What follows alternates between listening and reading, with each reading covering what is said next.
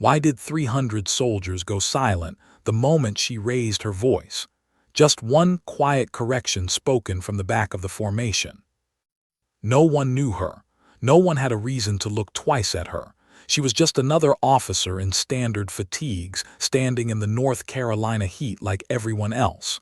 No special unit patches, no reputation, no one whispering her name. Yet the second she spoke, calm, precise, almost too soft for the wind to carry, everything changed. Staff Sergeant Fletcher Boyd stopped mid-demonstration. His jaw clenched. His eyes locked onto the woman who had dared to correct him. To most soldiers watching, it was a simple moment of tension. But to a few, those close enough to see the way his shoulders stiffened, it was the moment the air changed. Because Boyd wasn't just an instructor. He was the instructor, hard-edged, old school, uncompromising. A man whose belief in toughness had calcified into something sharper since Kandahar, something that made female soldiers avoid being anywhere near him. And yet she spoke anyway. That was the first surprise. The second came a heartbeat later, when Boyd's anger shifted into something uglier. "Who do you think you are?" he barked, marching toward her in front of 300 witnesses. The formation stiffened, not because anyone expected a fight, but because suddenly it felt like one was coming. She didn't flinch, she didn't blink, she didn't raise her voice. She simply said, "Your hand position is incorrect, Sergeant. You're teaching them something that could get a soldier hurt." If the wind hadn't carried the words across the field, the silence of 300 soldiers would have. A few privates exchanged wide-eyed looks. A corporal subtly shook his head, a warning, "Don't do this. Don't push him," but she didn't back down. She didn't know or didn't care what Boyd was capable of. Boyd stepped closer, close enough that even the front rank could see his face reddening, his breathing change. Rage, ego, challenge. "Front and center," he snapped. And she stepped forward. The ground felt electric. A strange mix of dread and anticipation rolled through the formation like a silent wave. A few soldiers glanced toward the observation tower where Colonel Whitman stood watching, his posture sharpening with concern. She stopped about 2 feet from Boyd, hands behind her back, shoulders relaxed, almost peaceful. That was the third surprise. Boyd leaned in, speaking low enough that only those closest could hear. "You want to correct me, prove it." He raised his hand as if to adjust his stance, but the shift in his weight, the tightening of his shoulders, the way his fist curled far too tightly for a demonstration, those were tells only a trained eye could see. She saw them instantly. So did Private Valerie Stone, standing 10 feet away. "He's going to hit her," Stone whispered, though no sound dared carry in the heavy air. Boyd drew back his fist. And in that single second before the punch came, the soldiers watching didn't see fear in the woman's face. They saw calculation, calm, almost sadness. A punch meant for her jaw came flying forward, with the full arrogance of a man who believed she wouldn't, or couldn't, stop him. But she didn't block. She moved. Faster than anyone expected. Faster than anyone believed possible. A pivot, a grip, a redistribution of momentum so clean and practiced it almost looked choreographed. Then came the sound. Not a shout. Not a thud. A crack. A crack so sharp, so violent, so final that 300 soldiers flinched in unison. Boyd dropped to his knees, his mouth open in shock as he stared at his own arm twisting impossibly, grotesquely, across angles no human body should allow. Gasps rippled through the formation. Someone cursed under their breath. Someone else covered their mouth. A few soldiers felt bile rise in their throats. And she simply stood there. Not triumphant. Not shaken. Just steady. Breathing calm, eyes forward, feet planted. Like her body had done something her mind hadn't fully bothered to react to. Sergeant Paula Dawson sprinted forward, med bag open, voice crisp and controlled as she assessed Boyd's arm. "Don't move it," she ordered, already working on stabilizing the break. Boyd didn't fight her, couldn't. His face had drained white, jaw trembling from pain he couldn't hide.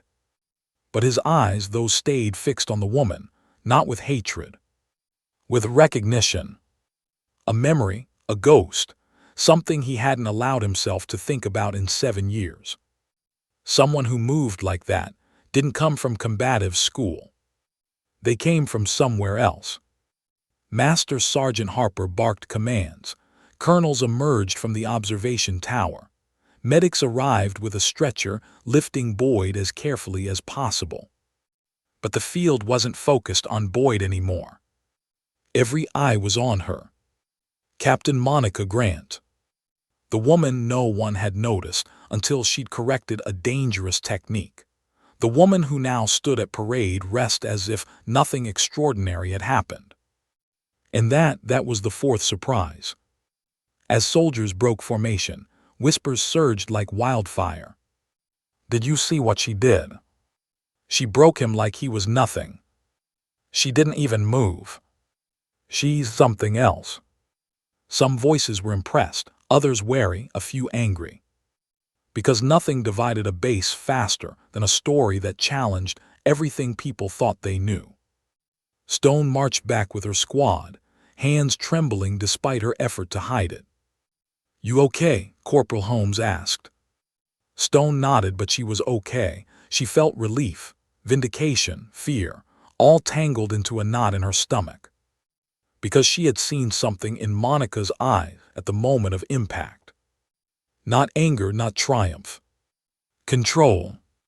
An unsettling, absolute control that made Stone realize something important. That woman was trained for things most soldiers couldn't imagine. And then came the fifth surprise of the day. When Monica was ordered to the colonel's office, she didn't argue, didn't defend herself, didn't offer explanations. She simply said, "Yes, sir," and walked away with the same quiet composure she'd carried since the moment she corrected Boyd. And as she passed the rows of soldiers, some stared in awe, some in resentment, but all in silence. Because no one knew who she really was. Not yet. But there was something she hadn't told them. Not yet. And in the hours to come, that truth, whatever it was, would ripple through Fort Braxton and force every soldier from private to colonel to confront something deeper than broken bones. Something about trauma and fear and the wreckage people carry inside their uniforms. Something about her. Something about him. Something about the moment one broken man decided to raise his fist. And the woman who caught it before gravity even knew what was happening. Because this story didn't start on the training field. It started 7 years ago, in a place Boyd never talked about. And Monica Grant wasn't just the captain. She was something far more dangerous. And far more haunted. Why did she look calmer sitting across from a colonel than most soldiers looked in an empty room? The corridor to Building 7 was quiet, but it wasn't a peaceful quiet. It was the kind that seemed to shrink around her, the kind that followed her footsteps like a whisper. Every office door she passed cracked open slightly. Every clerk pretended to be organizing something while sneaking glances. She ignored all of it. Captain Monica Grant walked as though the moment on the training field had never happened, as though she hadn't just broken a staff sergeant's arm in front of 300 witnesses, as though this was no different from any other summons. But inside she felt the smallest ripple, an old instinct awakening, the feeling of being watched, judged, measured, a feeling she thought she left behind the last time she boarded a flight out of a bad country. The colonel's office door closed behind her with a quiet click. Colonel Raymond Whitman didn't speak immediately. He watched her, studied her, evaluated her posture, her breathing, her stillness. Officers did that sometimes to intimidate, to test composure. It didn't work on her. She sat straight-backed, hands resting on her thighs, her expression unreadable. You broke a man's arm in front of 300 soldiers, Whitman said finally. I defended myself, sir. A beat. She didn't look away. And in doing so, Whitman continued, you created a storm across this base.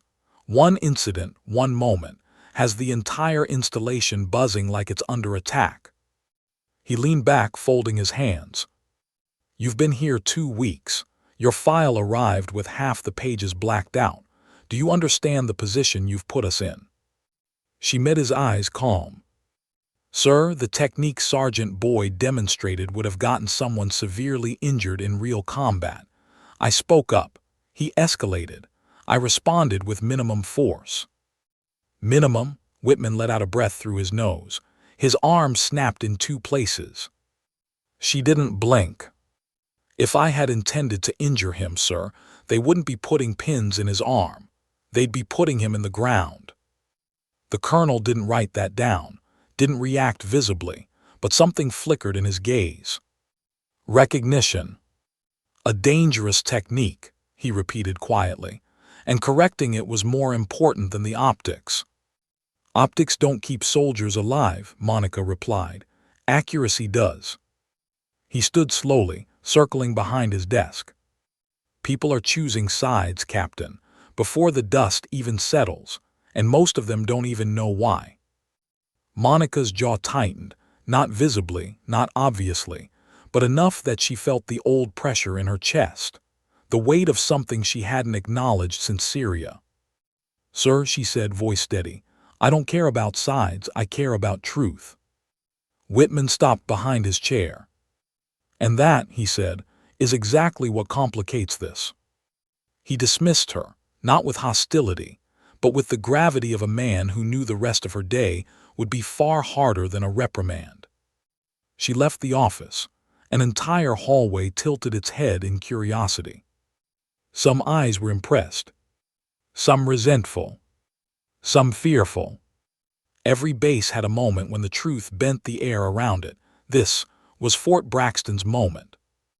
By the time Boyd reached the medical center, the pain had dulled into something distant but humiliating. The medication helped with the bone-deep throbbing, but nothing touched the shame. A fracture healed. Reputation didn't. Sergeant Paula Dawson worked efficiently, trying not to show the pity she felt. The brakes were clean, too clean, as if designed, as if applied by someone who knew exactly where to apply torque. The X-ray illuminated more than bone. It illuminated control. He stared at the image with a hollowed-out expression. Someone knew exactly how to break these, the doctor muttered. Boyd's eyes darkened. Yeah, he whispered, she did.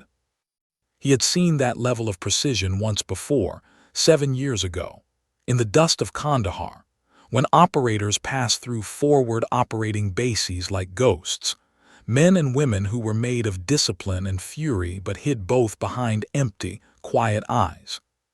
He hadn't thought about that day in years. But her movement, the snap, the effortless shift of weight, it brought the memory roaring back. A shadow moved across his mind, a flash of combat, a face he didn't want to remember. He closed his eyes. His arm throbbed in time with a heartbeat he didn't trust. Across base, Monica entered her small, temporary quarters. Uniform corners straightened themselves by instinct, fingers tying themselves into a ritual of control she had learned long before anyone knew her name. She sat on the edge of her bed. Her hands didn't shake. They never shook. Not even during those 4 days in Damascus when every wrong glance could have blown her cover. Not during the exfiltration that left 2 innocent people dead because someone misread a coded signal. Not during the interrogation by men whose faces she still saw in dreams. She had learned calm the hard way. And today, that calm had been mistaken for indifference. But she wasn't indifferent. She felt something, not guilt, not fear. A subtle ache, the ache that came from collateral damage she never intended. She didn't want to break him. She wanted to correct the technique. But when his fist rose, her body had simply moved. Instinct, muscle memory, years of training firing before conscious thought intervened. That was the real truth. Not heroism. Not vengeance. Programming. A quiet knock pulled her from the spiral. Master Sergeant Clara Jenkins stood in the doorway, hard eyes, a face carved by time and battles. Not all of them fought overseas. "Mind if I come in?" Jenkins asked. "Of course." Jenkins entered, closing the door behind her, crossed her arms, studied Monica the way one wounded veteran studies another. "No judgment. Just truth." "I'm not here officially," Jenkins began. "I'm here because what you did out there, it's going to change this base." Monica's expression stayed neutral, but her breath hitched barely. "You think I did the wrong thing," she said. "No," Jenkins replied. "I think you did the inevitable thing." A weight settled in that small, plain room. "You force people to pick sides," Jenkins continued. "And this place already had fault lines. You widened them." Monica didn't argue, didn't defend herself. Instead, quietly, "What would you have done in my place?" Jenkins hesitated, rare for her. "Honestly, I don't know. Filing a complaint almost never works, but breaking his arm in front of 300 people, yeah, that's a statement. I wasn't trying to make one. Intent doesn't matter, outcome does, and now everyone's watching you." Jenkins stepped closer, lowering her voice. "You're going to need allies, because the investigation won't be about what happened. It'll be about what everyone believes happened." Monica felt that, not as fear, but as the recognition of an old truth. War wasn't the only battlefield that required strategy. Sometimes the politics inside a base were worse. Jenkins left her with one final warning. "Be ready. A lot of people want you to fail, for reasons that have nothing to do with yesterday." By dinner time, the dining facility buzzed with a strange tension, the kind that traveled faster than fact, faster than truth, and every head turned when Monica walked in.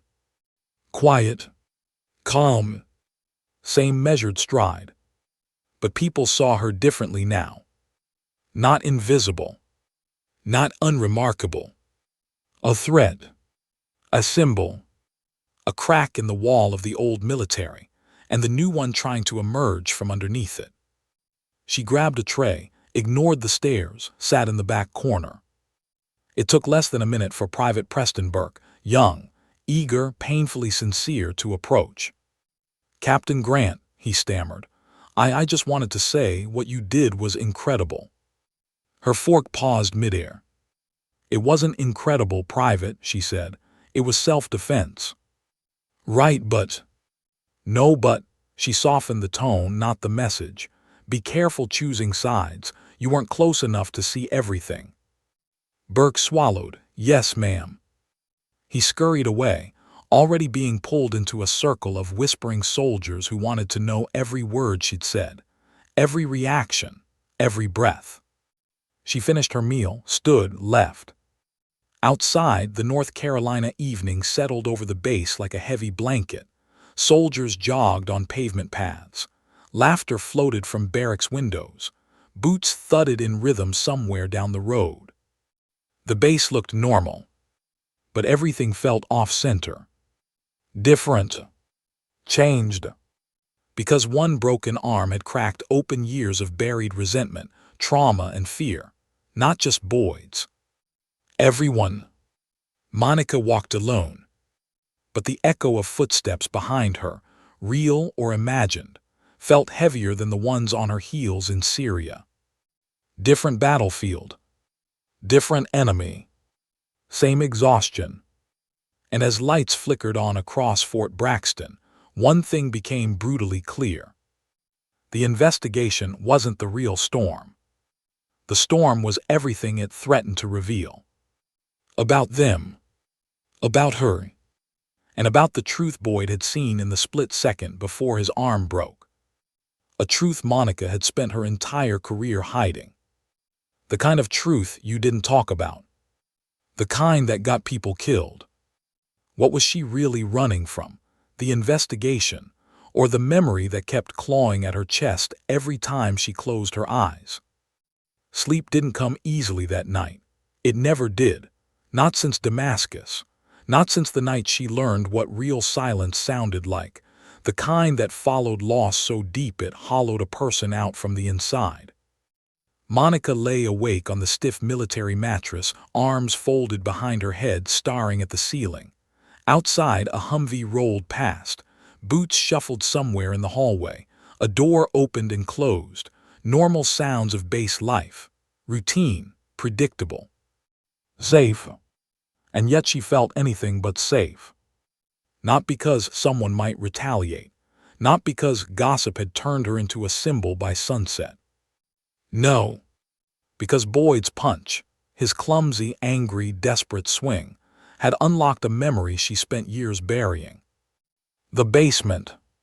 The chair. The sound of someone else's breathing slowing. Her hands shook, not visibly, not uncontrollably, but with the controlled tremor of someone forcing calm over a rising tide of panic. She turned on her side, pressed a palm to her sternum, counted breaths. In. Out. Steady. But the memory didn't let go. Not tonight. By morning, the base was split clean down the middle. One side said she humiliated Boyd. The other said Boyd got exactly what he deserved. The truth lay buried somewhere in between, suffocating under the weight of pride, fear, and old scars the Army never liked to acknowledge. At 6:30, Monica made her way to the training field. She didn't have scheduled duty there, didn't need to be there, but routine mattered, structure mattered. For people like her, structure was the difference between holding it together and falling apart. The sun was climbing over the tree line, casting long shadows across the grass. The air still held the chill of early morning, but whispers warmed it fast. There she is. She's the one. That's the captain who. She ignored all of them. But she didn't ignore Master Sergeant Jenkins waiting near the bleachers, arms crossed, expression unreadable. You're up early, Jenkins said. So are you. Couldn't sleep, Jenkins studied her closely. Something on your mind. There it was again, that small hesitation in Monica's chest, the instinct to lie, to say she was fine, to say nothing was wrong. But she didn't lie. She just didn't answer. Jenkins nodded, like she understood anyway. You need to know something, Jenkins said, lowering her voice. Boyd wasn't well liked before this, but he wasn't hated either. He was complicated. Monica arched an eyebrow. Complicated. Jenkins exhaled. He's a combat holdover. Saw things in Kandahar that twisted him up inside. He never got help, just kept pushing it down until it warped him. Monica didn't react visibly, but inside her stomach tightened. The Army had thousands of Boyds. People who broke in silence. People who let trauma rot until it poisoned everything around them. And now, Monica asked quietly. Now, Jenkins sighed. There are people who feel sorry for him, and there are people who want to see you fall because you exposed a crack in the system. Monica looked out across the empty field. I didn't expose anything. I just stopped a punch. Sometimes stopping the punch is what exposes the crack. Silence settled between them. Not awkward. Heavy. Truthful. Jenkins stepped closer, voice dropping. Look, Grant, people are digging into your past. You know how it works. When something big happens on base, the rumor mill turns into an intelligence network. Of course she knew.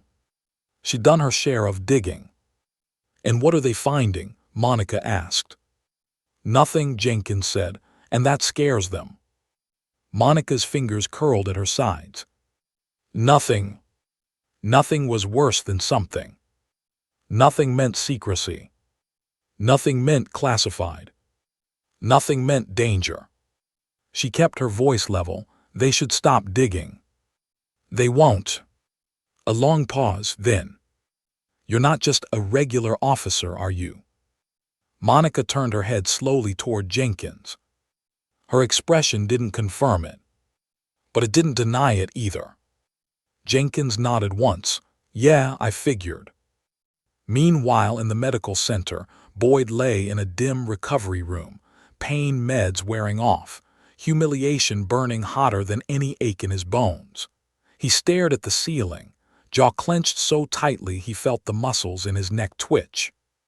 Colonel Whitman stood at the foot of his bed, arms behind his back.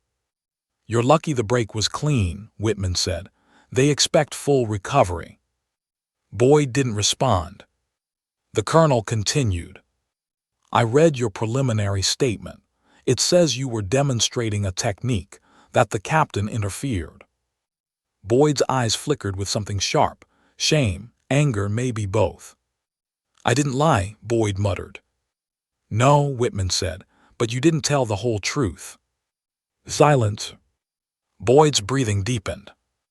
The colonel leaned forward slightly. She didn't escalate, you did. Boyd swallowed hard. You weren't there. But 300 others were.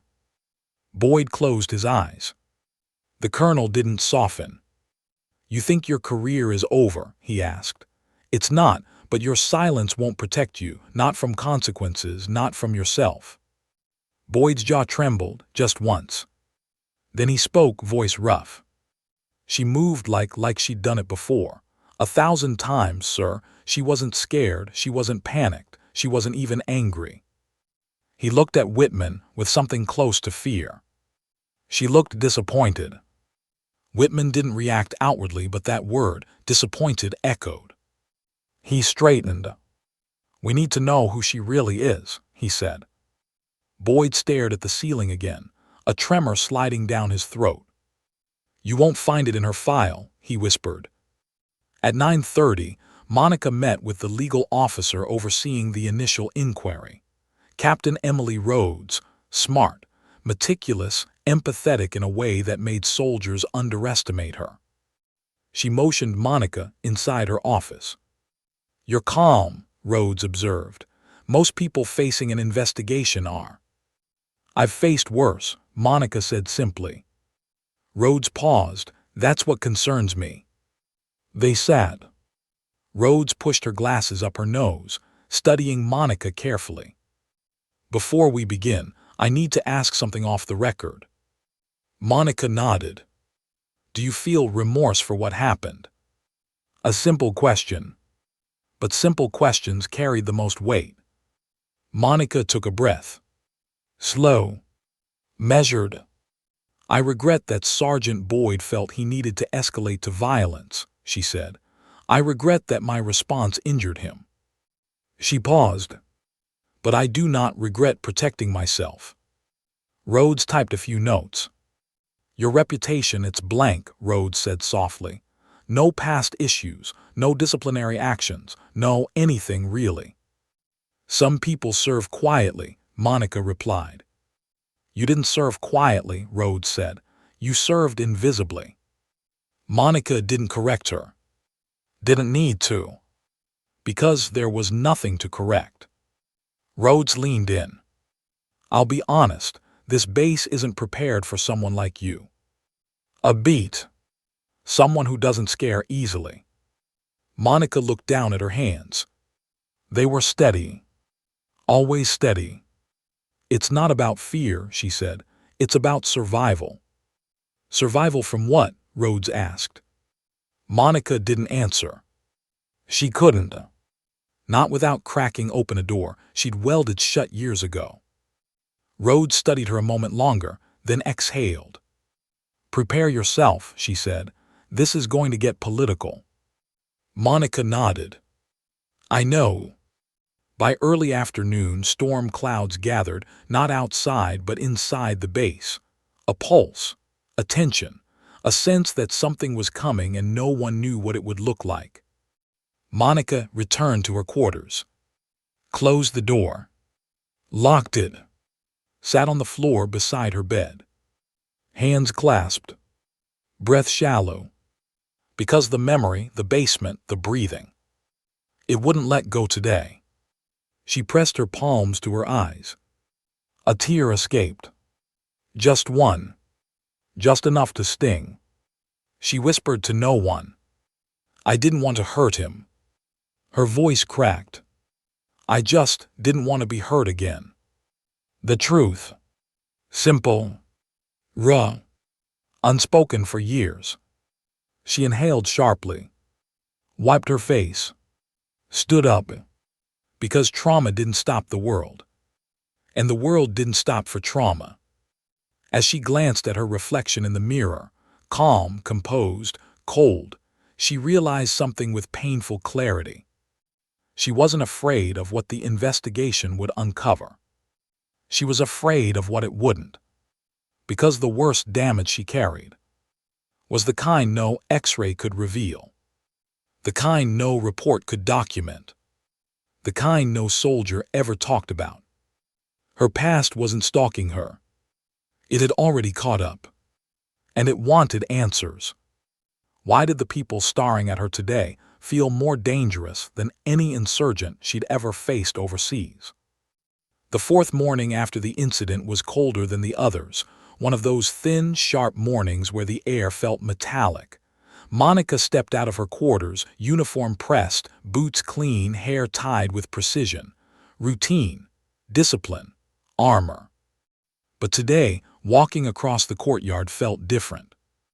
Eyes didn't just follow her. They tracked her. Soldiers paused mid-conversation, whispers cutting off the second she passed. Not subtle, not hidden, direct, deliberate, suspicious.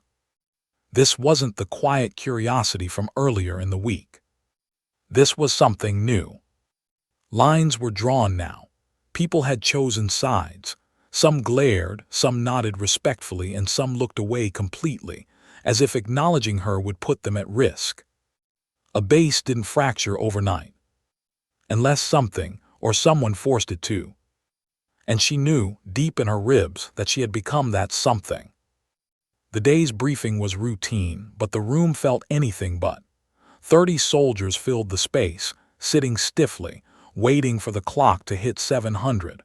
Conversations died the instant she stepped inside. Even the air felt awkward. Monica moved to the back row, as she always did. Some soldiers straightened. Some tensed. One whispered too loudly, "That's her." Another elbowed him hard. She kept her eyes forward, scanning the slideshow warming up on the projector. Patrol routes, gear checks, weather updates, a standard Wednesday. Then Lieutenant James Hartwell walked in. Confident, young, ambitious. One of those officers who rose quickly because he knew exactly how to shine in the right direction. The type who took Boyd's side even if he wouldn't say it out loud. He saw her. And he smiled. Not a friendly smile. A political one. "Captain Grant," he said loudly, making sure everyone heard. "Glad you could join us." A few soldiers shifted uncomfortably. She nodded once, "Sir." Hartwell kept staring at her longer than protocol required. Then, "Before we begin, I need to remind everyone that this base expects professionalism. Tensions are high. Opinions are forming fast. Let's all try to keep our assumptions reasonable." Every soldier in the room knew exactly who the remark was meant for. Monica didn't flinch, but her chest tightened. Not in anger, she dealt with hostility before, dealt with suspicion, dealt with being underestimated in rooms full of men who thought strength came only in one form. But this time, the feeling creeping under her skin wasn't anger. It was loneliness. A sharp, sudden loneliness she hadn't let herself feel since the desert. She straightened her shoulders and kept listening, even though her pulse thudded too loudly in her ears. After the briefing, she stepped outside into the crisp air. She expected the cold to cut the tension inside her chest, but it didn't. "Captain Grant." She turned. Private Valerie Stone jogged up to her, nervous, breath quick. eyes full of something that looked like awe mixed with guilt. "Ma'am," Stone said, "can I talk to you?" Monica nodded. They stepped aside near the concrete steps, away from foot traffic. Stone hesitated. "You didn't do anything wrong," Stone said quietly. "I was right there. Sergeant Boyd, he tried to hit you. Anyone could see that." Monica studied her a moment, not suspiciously, thoughtfully. "Then why does it feel like the whole base thinks otherwise?" Stone swallowed. "Because he's a man everyone knew, and you're new, and people don't know what to do with someone like you." Someone like her. Someone who moved like an operator, but wore the rank of a captain with no explanation. Someone who had a classified past. Someone who fought like she had forgotten how to hesitate. Monica softened her tone. "You don't owe me anything, Private. Don't risk your reputation standing up for me." Stone shook her head. "Ma'am, that's the thing. This isn't about reputation, it's about truth, and people keep twisting it." Monica sighed, a slow, heavy exhale that felt older than her years. "Truth doesn't always win." Stone's face fell. "I hope it does this time." Monica didn't answer, not because she disagreed, but because she didn't trust herself to promise something she couldn't guarantee.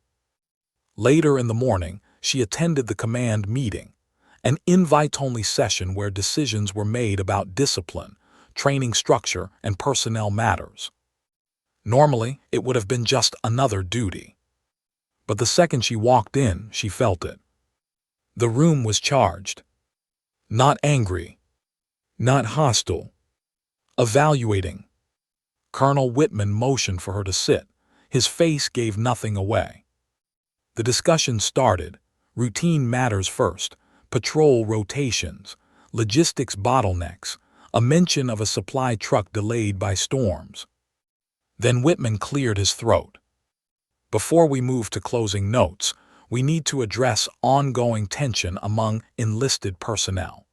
The incident earlier this week continues to generate division." The room shifted, chairs creaked, eyes cut sideways toward her then away. Monica held her posture steady.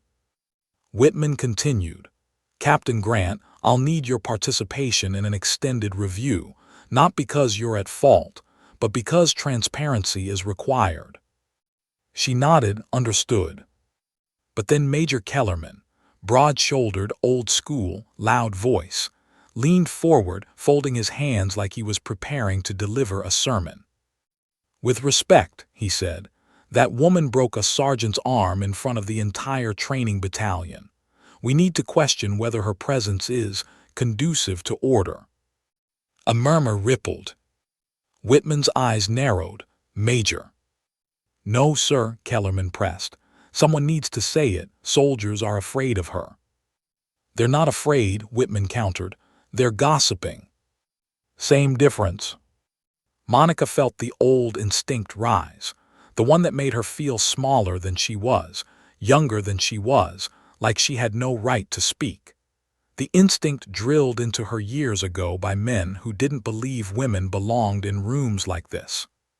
She pushed that instinct down. "Calm. Controlled." "I didn't escalate," she said quietly. "He did." Kellerman scoffed. "Maybe so, but a captain trained to fight like that, on a regular base, that's a powder keg waiting to explode." The words were meant to sting. They did. But not because they were cruel. Because they were dangerously close to true. Whitman cut him off. "Major Kellerman, we will not undermine the chain of command in front of a present officer." Kellerman bit his tongue, but resentment simmered in his eyes. Monica didn't look away from him. Didn't blink. Didn't defend herself further. Because defending herself had never worked when she was younger. Not in training. Not overseas. Not in interrogation rooms. People believed what they wanted to believe. And right now, half the base wanted to believe she was a threat. After the meeting, she stepped out into the hallway. The fluorescent lights buzzed overhead, a low hum that blended into the static in her chest. She made it halfway to the exit when someone grabbed her sleeve. Major Kellerman. Large frame, tight jaw, eyes like stone. "Captain," he said, blocking her path. "A word." Monica's stomach tightened, not in fear but in the sharp anticipation of conflict. She stepped back just enough to create space. "What do you want, sir?" Kellerman lowered his voice. "You think people here will protect you?" he asked. "Think again. Boyd has friends, and some of those friends will make sure your career ends before it begins." Monica met his stare, calm, controlled, silent. "Are you threatening me, Major?" "No," he said, "I'm warning you." She didn't look away. "I've survived worse than threats." He leaned in slightly. "That's what scares people." And then he walked off, leaving her alone in the empty hallway with a truth she could feel more than hear. This base wasn't a workplace anymore. It was a battlefield. And she wasn't sure who the enemy was. Not anymore. By late afternoon, the weight of the day pressed against her ribs. Her chest felt tight. Her hands felt restless. Her mind scattered. She went to the only place that made sense, the old gym building at the far end of the base. It was nearly empty. She wrapped her hands, hit the bag again and again, harder than she needed to, harder than the bag deserved. Sweat dripped. Breaths grew sharp. The rhythm steadied her until she finally stopped, leaning forward, palms on her knees. Someone approached from behind. "Jenkins." "You good?" she asked softly. "No," Monica whispered, "but I'm trying." Jenkins nodded, slow, understanding, motherly in her own rugged way. "You can't fix this with silence," she said. "People don't know who you are, and when people don't know something, they fill the gaps with fear." Monica stared at the ground. Fear? Yes. She had seen what fear did to people. Had watched men destroy themselves because fear hollowed them from the inside out. "Maybe," Monica said sharply, "they should stop trying to know who I am." Jenkins shook her head. "It doesn't work that way, Grant. Not here. Here, silence isn't mystery, it's threat." Monica swallowed hard. Not because Jenkins was wrong, but because she was right. Dangerously right. And silence, the thing that once kept Monica alive overseas, might be the very thing that destroyed her now. As she walked back to her quarters, she passed a window. And for the briefest moment, she saw her reflection. Calm. Composed. Unshakable. A lie. Because beneath the uniform, beneath the discipline, beneath the stillness, something inside her was cracking. Her past was pushing through the seams. Her present was collapsing under the weight of old ghosts. And the worst part, she didn't know if she had the strength to stop what was coming. She only knew this. Whatever storm she thought she had outrun, it had found her. And it wasn't going away. Why did the past always return at the exact moment she felt closest to finally outrunning it? It was nearly midnight when the knock came, a single sharp rap on her door, not frantic, not hesitant, purposeful, the kind of knock soldiers used when they didn't want anyone else to hear them lingering in the hallway. Monica sat up on her bunk, muscles tight, senses sharpened. She didn't reach for the lamp. She didn't clear her throat. She didn't speak. She just listened. Another knock, softer this time. "Captain Grant," a voice called, private, young, nervous. "Stone." Monica exhaled through her nose and stood, opening the door a crack. Stone stood at attention, breathing hard like she'd run across the whole base just to get here. "Ma'am," she said, voice trembling slightly. I'm sorry to come this late. I know it's not protocol, but—" "What's wrong?" Monica asked, stepping aside enough for Stone to enter. "Something happened," Stone whispered. "Something you need to know." Monica closed the door behind her. Stone swallowed, eyes darting toward the floor, then lifting with fragile courage. Private Burke overheard some of the guys in Bravo Company, Stone said. The ones who think you're dangerous. They said they're going to make sure the investigation swings against you, that they'll write statements saying you escalated, that you provoked him. Monica's jaw clenched, not visibly, but enough that Stone sensed the shift. They're lying, Stone continued, and they know it. They're doing it because Boyd is one of them, and because they think someone like you doesn't belong here. Someone like you. The words hit harder than Stone realized. Someone too quiet, too calm, too precise. Someone whose past was a locked box with no key. Monica looked at her slowly. You didn't have to tell me this. Yes, ma'am, Stone said. I did because this isn't fair and it's not right. Fair. Right. Words that sounded soft, almost foreign. Monica nodded once, a gesture of gratitude she rarely gave. You should get back to your barracks before lights out, she said softly. Stone hesitated. Ma'am, will you be okay? That question. So innocent. So heavy. Monica didn't lie. I don't know. Stone left quietly. The hallway swallowed her footsteps. And Monica stood alone again, the room dim and cold, her own shadow stretching long across the wall. She pressed her hands to her eyes. Not crying. Just tired. Deep, bone-heavy tiredness that sleep could never fix. She whispered, barely audible. It's starting again. Because she had lived this cycle before. The suspicion. The fear. The whispers. The turning of friends into strangers and strangers into threats.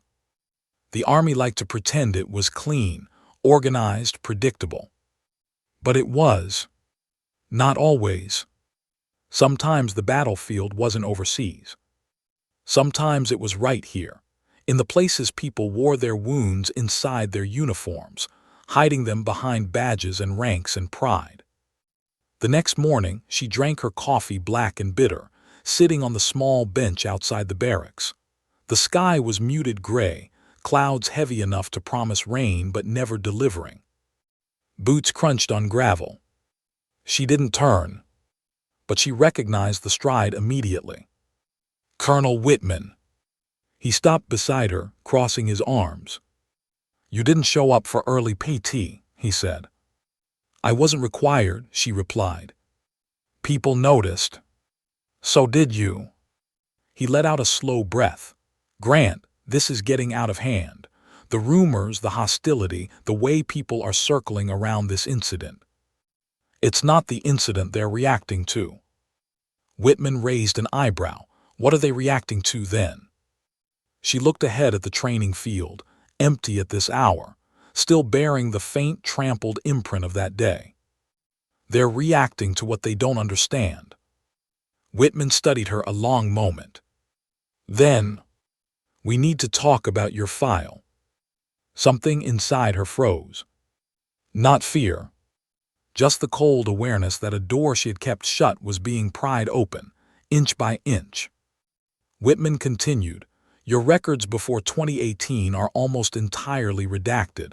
Assignments, operations, training, evaluations, it's all blacked out. Monica said nothing. He pressed on. We had to request a deeper review from the Pentagon. They denied it. Still silence. He lowered his voice. Who are you really, Captain? The question carried no accusation. Just concern. Human concern. She swallowed. Not because she wanted to answer, but because she didn't know how to explain something that wasn't supposed to exist. Finally, I served, she said quietly. I did my job, I followed orders, that's all.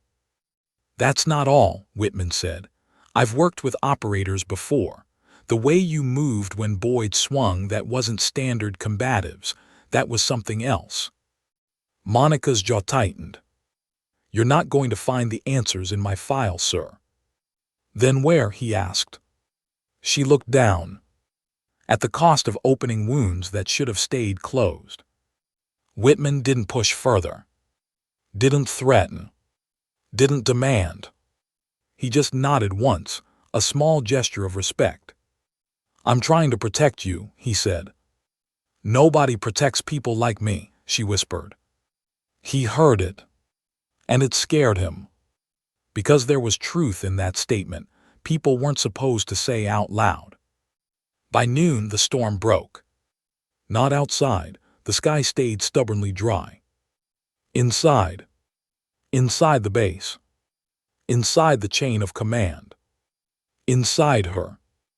A cluster of soldiers stood behind the supply building when she walked past, laughter dying abruptly the moment they saw her.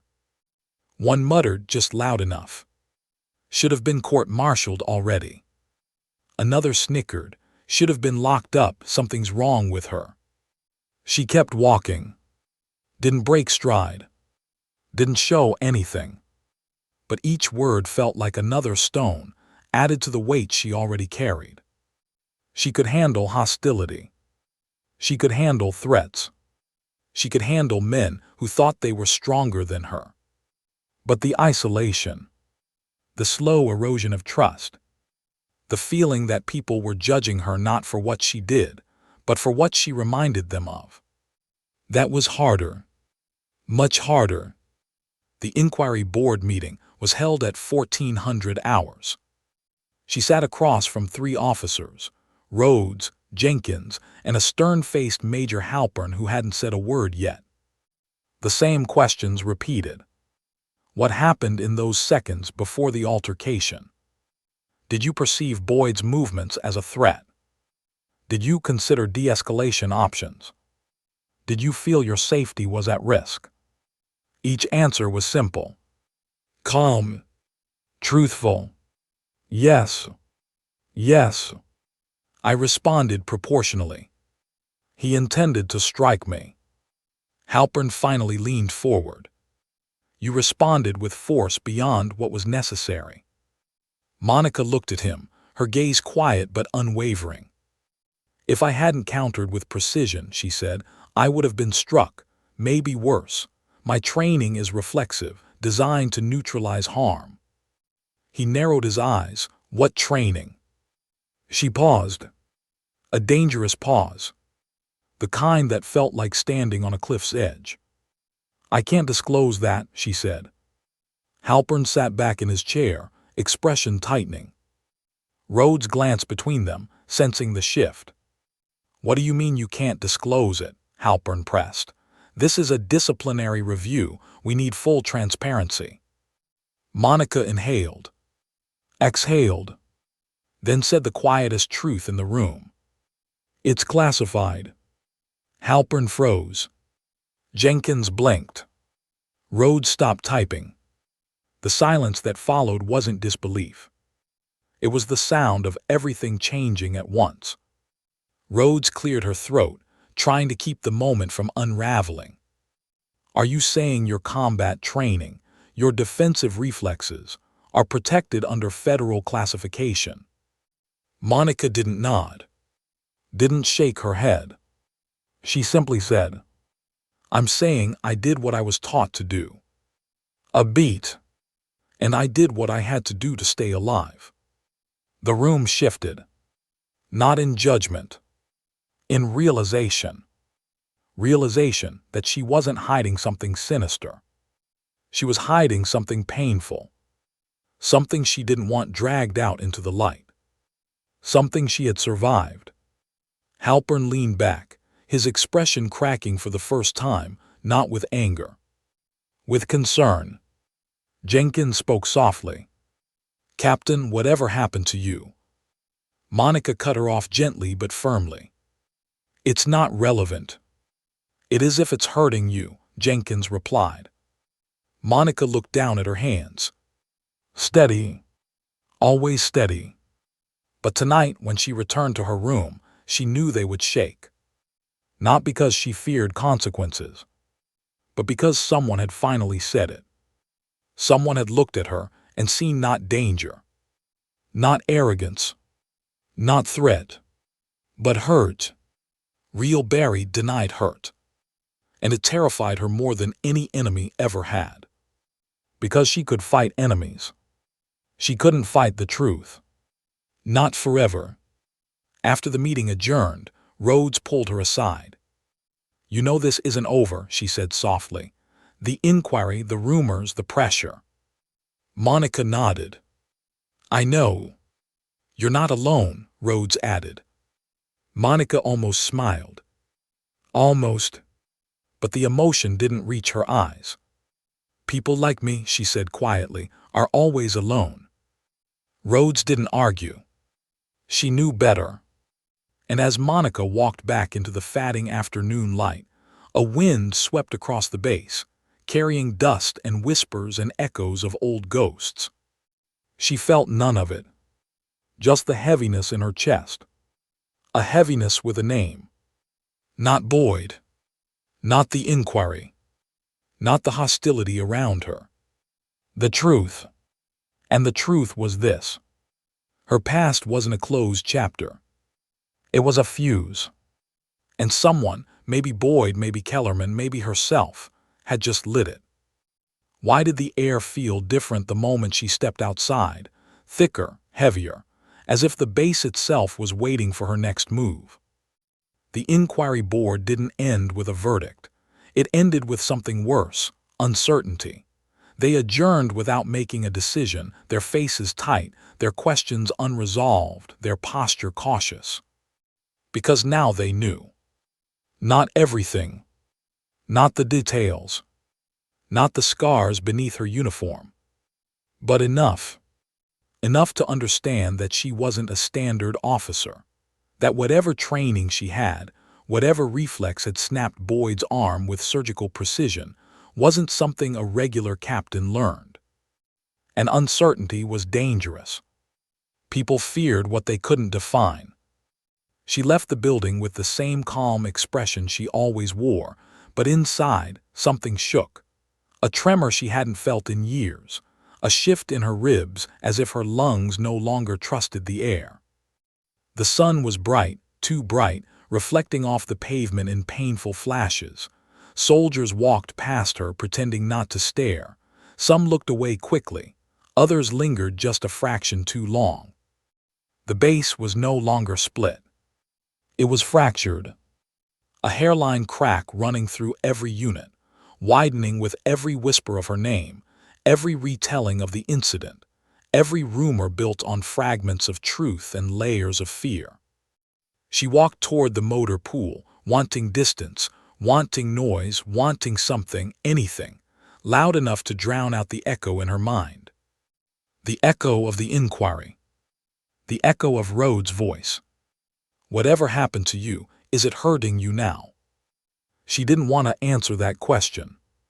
She didn't want to even ask it. Because the answer was obvious. Yes. Staff Sergeant Paula Dawson found her sitting on the low concrete barrier beside the utility vehicles, elbows on her knees, hands loosely hanging. "You look like hell," Dawson said softly. Monica didn't look up. "I'm fine." "You're lying." She didn't argue. Dawson stepped closer, folding her arms. She wasn't here as a medic or as a witness. She was here as a woman who'd seen too many good soldiers fall apart silently. "They're getting louder," Dawson said. "The ones who want you gone." "I know." "And the ones on your side, they're scared to speak up." "I know." Dawson exhaled through her nose. "Then why are you sitting out here alone?" Monica's voice was quiet. "Because it's safer than sitting in my room." Dawson's face softened with a kind of sadness, only seen among people who carried their own invisible battles. "You think isolating yourself is safer. I think getting close to people is how you get them hurt." Dawson paused. "That happened to you, didn't it?" Monica didn't answer. Didn't have to. The silence told the whole story. Dawson placed a hand on Monica's shoulder, a rare gesture between two high-ranking soldiers. "You don't have to tell me anything," she said. "Just don't disappear inside yourself. That's what broke Boyd. Don't let it break you too. For the first time in days, Monica looked at someone, really looked. Dawson's eyes weren't judgmental, weren't suspicious, weren't frightened. They were steady, human, someone who understood suffering without needing details. She gave the faintest nod of gratitude. Dawson walked away, and Monica was alone again. But not entirely. Not tonight. Something Dawson said kept circling her mind. Don't disappear inside yourself. She used to think disappearing was survival. Now she wasn't so sure. By late afternoon, she needed air. Real air. Not the recycled heaviness of barracks corridors or the stale tension inside briefing rooms. She headed toward the far end of the base, where a chain-link fence bordered a cluster of pine trees. It was quiet there, quiet enough to hear her own breath without the echoes of other people's conversations. Quiet enough to remember.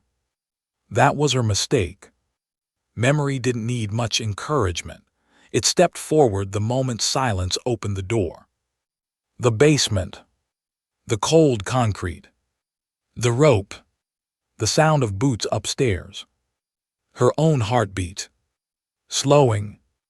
Or maybe speeding. She never knew anymore. She gripped the fence, fingers tightening around the metal links until her knuckles blanched. It's been years, she whispered to herself. But the body didn't care. Trauma didn't keep time. Her breath hitched, she closed her eyes. Suddenly, she wasn't at Fort Braxton. She was there again. Hands tied. Mouth dry. Blood dripping down her lip. Listening for footsteps. Praying the ones she heard weren't coming for her again. Her chest tightened into a knot. Her throat closed. Her pulse spiked so sharply she felt lightheaded. She couldn't breathe. She couldn't. A voice cut through the panic. "Captain!" Her eyes snapped open. Private Stone sprinted toward her, worry etched across her face. "Ma'am, are you okay? You look." Monica stepped back from the fence too quickly, too sharply. "I'm fine." Stone stared at her. "You're not." Monica straightened her posture. "You shouldn't be here." Stone hesitated. "Ma'am, I'm scared for you. I don't need protection." "That's not what I meant." Stone swallowed hard. "I'm scared you're hurting, that you're carrying something you're not letting anyone see." Monica's throat tightened. Not because Stone was wrong, but because she was too right. "You need to get back to your unit," Monica said. Stone shook her head. "No, not until you tell me if you're okay." Monica shut her eyes, breathing slowly, pushing down the shaking in her ribs. "I will be," she said. Not a lie. Not the truth. Somewhere in between. Stone didn't force it. She gave a small nod. "Please don't shut people out," she whispered. "It's easier to fight enemies you can see." Then she left.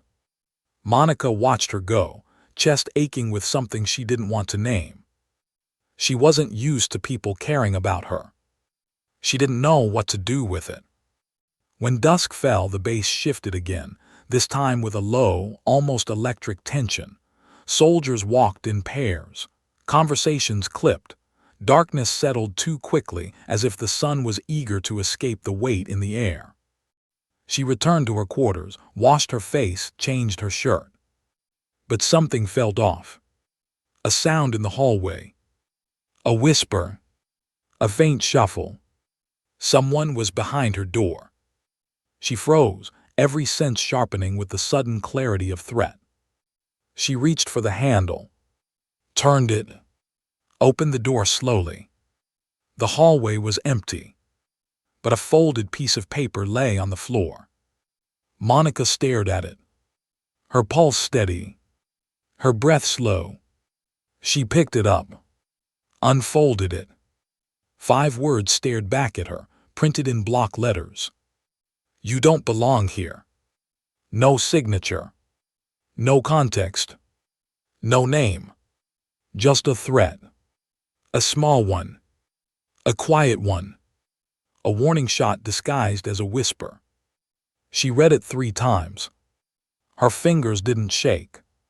Her expression didn't change. But something in her chest twisted, slow and deliberate, like a blade turning between ribs. She sat on the edge of her bed, staring at the paper in her hands. And for the first time since arriving at Fort Braxton, she let the truth settle over her completely. This wasn't about Boyd anymore. This wasn't about what happened on the training field. This was about fear. Fear of her. Fear of what she represented. Fear of the quiet strength that didn't bow to old rules. Fear of a woman who had survived things they didn't understand. The base wasn't fractured because she broke a sergeant's arm. It was fractured because her presence forced people to confront the ghosts they carried. Just like she was confronting hers.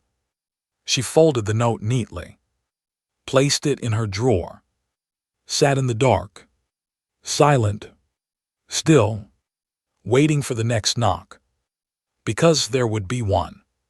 Threats didn't come alone. They came in patterns. She recognized the pattern. She always had. She whispered into the shadows. I'm not running this time. Not from the base. Not from the investigation. Not from her past.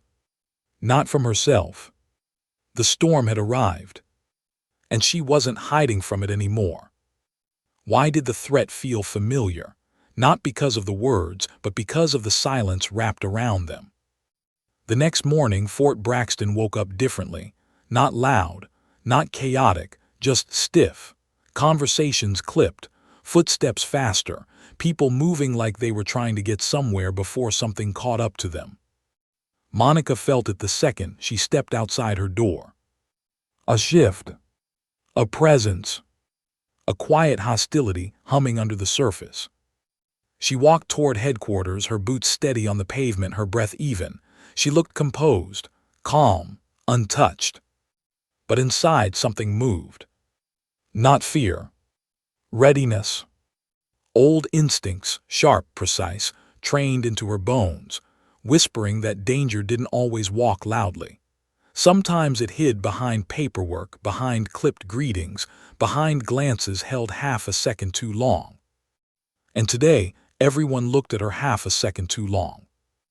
Even the air smelled like anticipation. Colonel Whitman called her into his office at 7:30, early, too early. He stood behind his desk, posture rigid, hands locked behind his back. He didn't ask her to sit, didn't offer coffee, didn't start with small talk. Not good signs.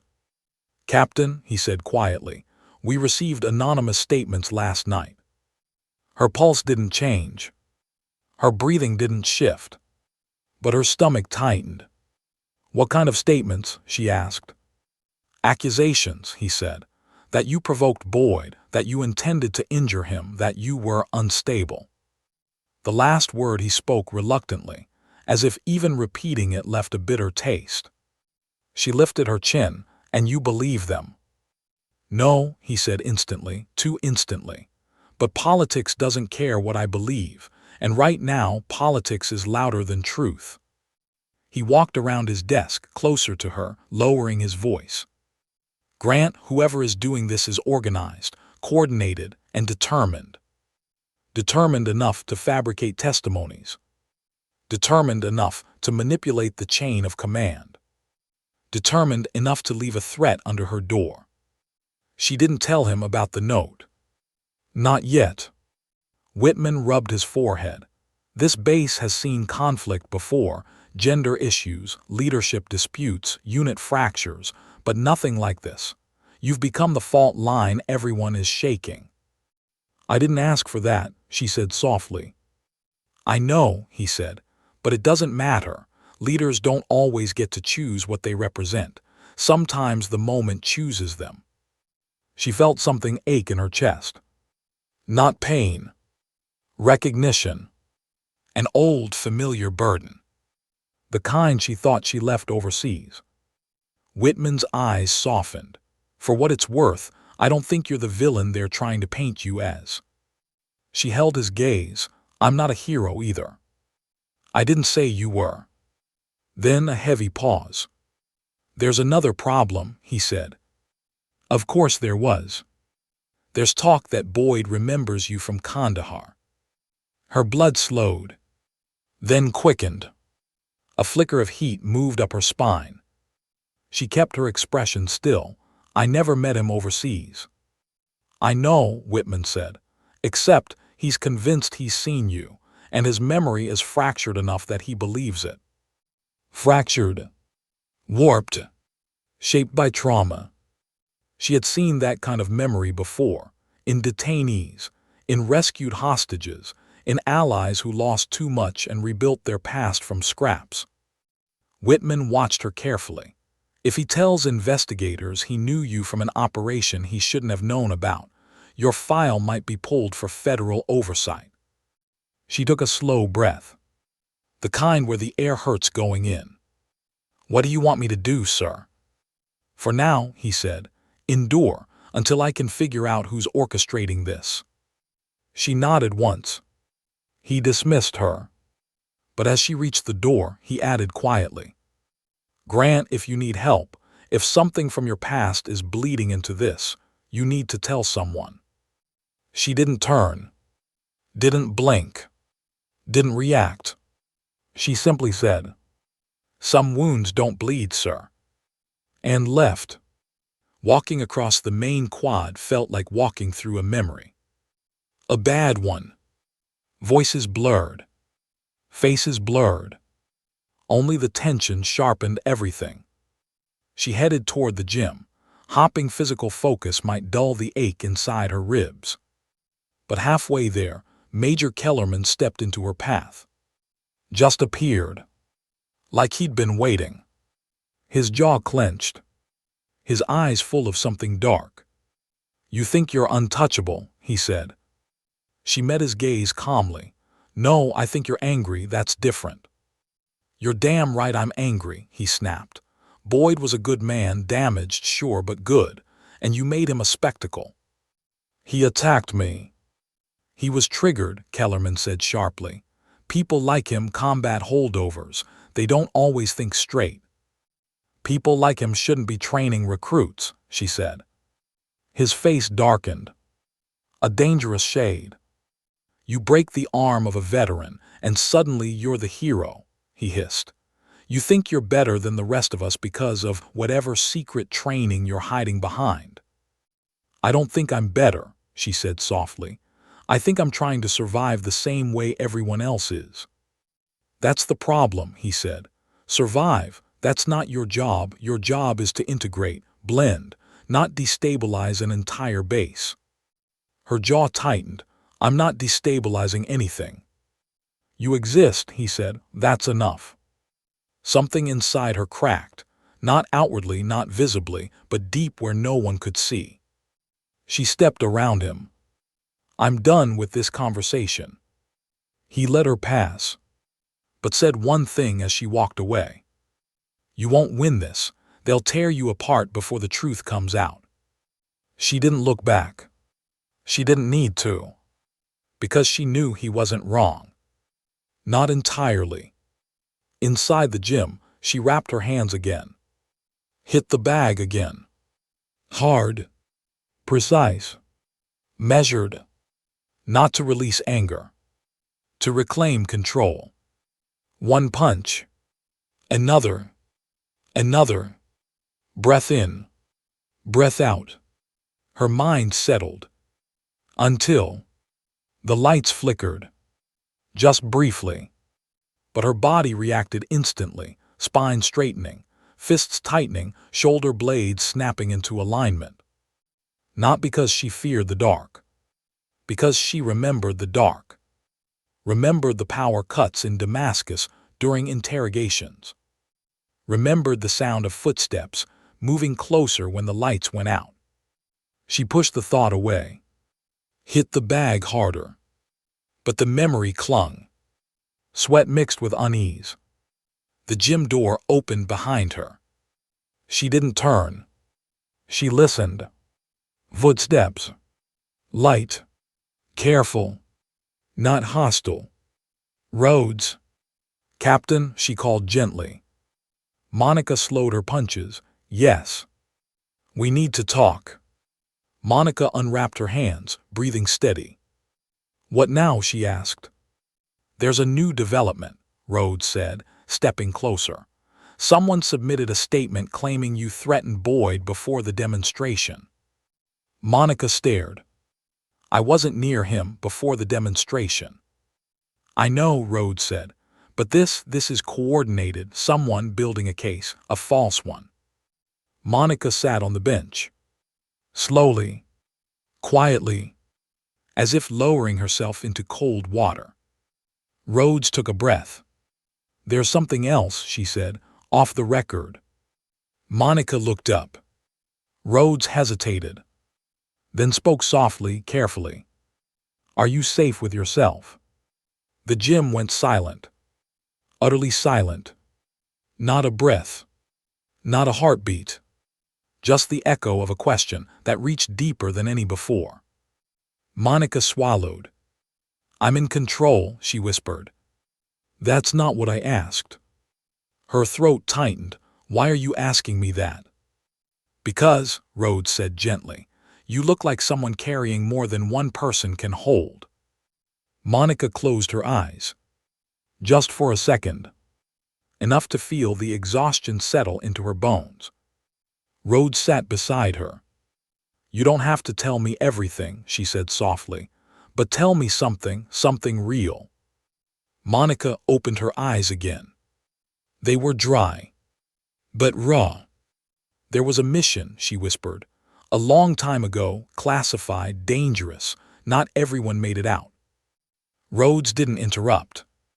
The ones who did weren't the same, Monica continued, including me. A tear threatened. She blinked it away. He tried to break me, she whispered. Not Boyd, someone else, someone overseas, and for a long time I let him. Rhodes's voice was barely audible. You survived. Yes, Monica said, but survival changes people. A long, painful silence stretched between them. Rhodes finally nodded, absorbing every unspoken word. Then she said something Monica didn't expect. I'll fight for you. Monica looked at her. Not in gratitude. Not in disbelief. But in a quiet, aching understanding of what that promise meant. And what it cost. Why, Monica asked. Because, Rhodes said, you've been alone long enough. The words hit harder than any punch she'd ever taken. Alone. Yes. Always. But maybe, just maybe, not anymore. When Monica walked back to her quarters that night, the bass had changed again. Lights hummed louder, shadows stretched longer, conversations broke faster at her approach. But her steps, they were steady, controlled, determined. Because now the storm wasn't just chasing her. She was walking toward it. Willingly. Ready. And in the darkness outside her door, she saw a silhouette waiting. Not hostile. Not threatening. Just waiting. She stopped. The silhouette stepped forward. Private Stone. Ma'am, she said softly, I know you told me not to get involved, but I'm not letting them destroy you. Monica felt something fragile break inside her, not pain. Something warmer. Something she hadn't felt in years. Hope. Small. Quiet. But real. She placed a hand gently on Stone's shoulder. Thank you, she whispered. Stone nodded. You're not alone, Captain. For the first time, Monica believed it. Even if it terrified her. Even if the storm was about to get worse. Even if the truth was still waiting in the shadows. Tonight, she wasn't standing in the dark by herself.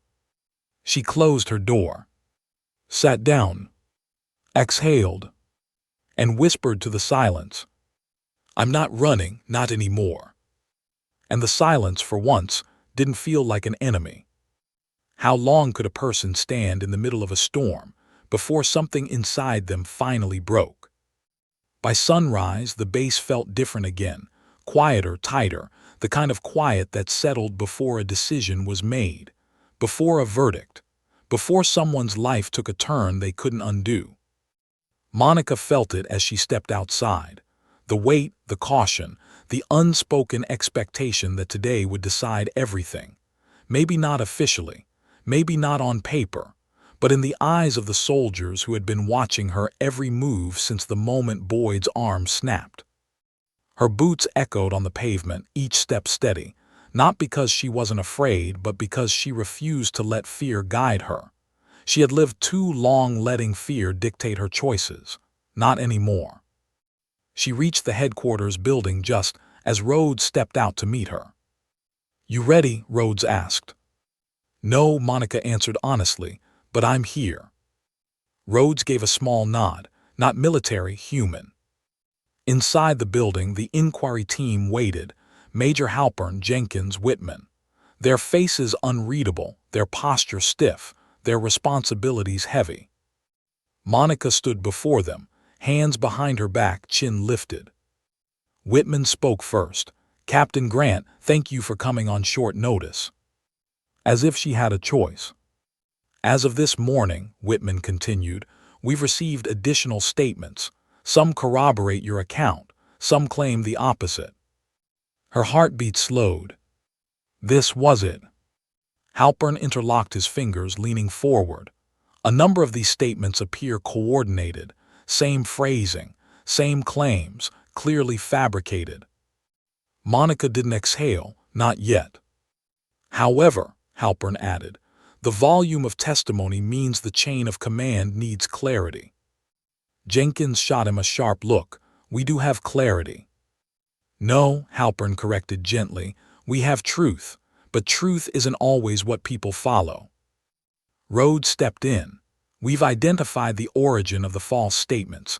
A small group of soldiers loyal to Boyd. They claim they're protecting him." Whitman added, "Most of their claims collapse under questioning. It's weak, very weak." Monica listened. But part of her braced anyway. "There is one issue," Whitman said, "the rumors about your background." The room grew colder. Silent. "I am requesting voluntary disclosure," Whitman said. "Not details, not classified content, just enough for this board to understand what they're dealing with for the sake of fairness and transparency." Rhodes looked at Monica cautiously. Jenkins looked at her with quiet support. Halpern looked at her with expectation. And all three waited. Monica inhaled. Slow. Deep. This was the moment she had feared. Not the inquiry. Not the rumors. Not the politics. But this. The moment she had to decide whether to keep her past buried or finally let it breathe. She lifted her chin. "I served in a specialized unit," she said softly, "attached to Joint Special Operations." Jenkins exhaled quietly, already expecting it. Halpern blinked. Whitman stilled. Monica continued, her voice steady even as her chest tightened. "I operated in liaisons that required unconventional training, interrogation resistance, close quarters precision, survival under captivity." Rhodes swallowed. Monica kept going. "I didn't choose the missions. I didn't choose the training. I just followed orders." Her hands tightened behind her back. "And during one operation I was compromised, captured, held. 4 days they tried to break me."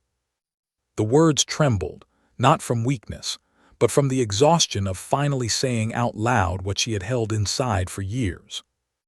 "They didn't," she whispered, "but they changed me." Silence filled the room. Not judgment. Not pity. Just silence. Soft. Human. Whitman nodded slowly, respectfully. "That's enough," he said. "Thank you." Jenkins's voice was thick. "You didn't have to share that." "Yes," Monica said softly, "I did." Rhodes cleared her throat gently. Captain, your training explains your reflexes. It explains your precision. It explains why your body moved before your mind could process the threat. Halpern sat back, and it explains why Boyd misread you, why he thought you reminded him of someone. Whitman looked at her with more clarity than ever. Captain Grant, based on the evidence, the testimonies that were verified, the contradictions in the false statements, and your willingness to disclose what you just did, this board finds no grounds for disciplinary action. Monica blinked once. Slowly. No reaction, no sigh of relief, no smile. Just stillness. However, Whitman added, we recommend temporary reassignment until the base stabilizes. Her shoulders lowered half an inch. Not in defeat. In acceptance. I understand, she said. Rhodes stepped closer. Grant, this isn't punishment, it's protection. Jenkins added, people need time to separate rumors from reality. Monica nodded, I know. Whitman extended a file across the table. Put in for reassignment anywhere you want. I'll approve it. She took the file but didn't look at it. Dismissed, he said quietly. Outside, the sunlight was too bright again, the air too crisp, the bass too loud. Soldiers watched her walk out of headquarters, their faces shifting with uncertainty. Curiosity. Respect. Fear. All mixed together. She didn't look at any of them. She walked steadily, quietly toward the barracks. Halfway there, she heard footsteps jogging behind her. Private Stone. Ma'am, she called breathlessly. Ma'am, wait. Monica stopped. Stone reached her, panting for breath, eyes wide. What happened? Stone asked. What did they say? Monica looked at her. Really looked. This young soldier who had stood up for her when no one else dared, who had risked friendships, reputation, comfort.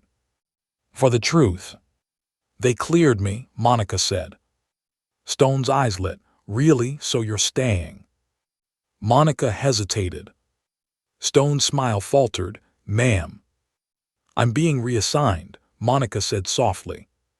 Stone's face fell hard. They're moving you, she whispered. Not the ones who lied, not the ones who attacked you, not the ones who. It's not punishment, Monica said gently, just the way things work sometimes. Stone shook her head. It isn't fair. No, Monica agreed quietly. But fairness isn't guaranteed in this uniform, only responsibility. Tears stung the corners of Stone's eyes. She looked away, wiping them fast. I don't want you to go, she whispered.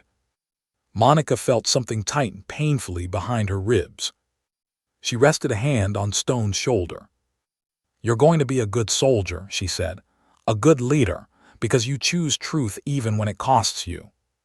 Stone swallowed hard. And you, ma'am? Monica considered the question. What was she? A survivor. A shadow. A ghost in a captain's rank. No. Not anymore. I'm someone who's not running anymore, she said. Stone nodded with pride this time. With understanding. They stood in silence for a moment.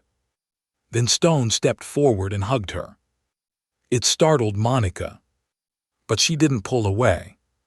Not this time. Not anymore. She packed her room quietly that evening. A duffel, a rucksack, a folder of orders she wouldn't open until she was ready. The note, the threat she kept. Not as fear. As reminder. People feared what they didn't understand. She had lived her entire life being misunderstood.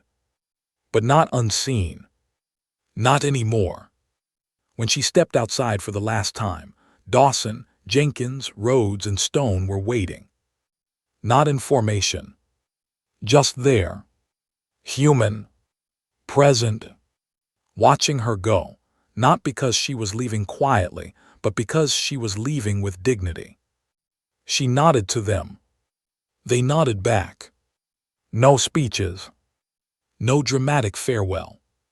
just a shared understanding that sometimes the strongest battles were fought without bullets. And sometimes the bravest thing a soldier did wasn't fighting. It was staying human. She walked toward the gate. Boots steady. Heart steady. Past steady. Future unknown. But no longer alone. Not truly. At the edge of the base, she paused. Looked back once. Not with regret. With peace. Then she whispered quietly, like a truth she finally accepted. Sometimes dignity doesn't speak. It simply acts. And she walked forward. Into whatever waited next. Into whatever she would become next. Into a life where the storms didn't stop her. They shaped her. And maybe finally set her free.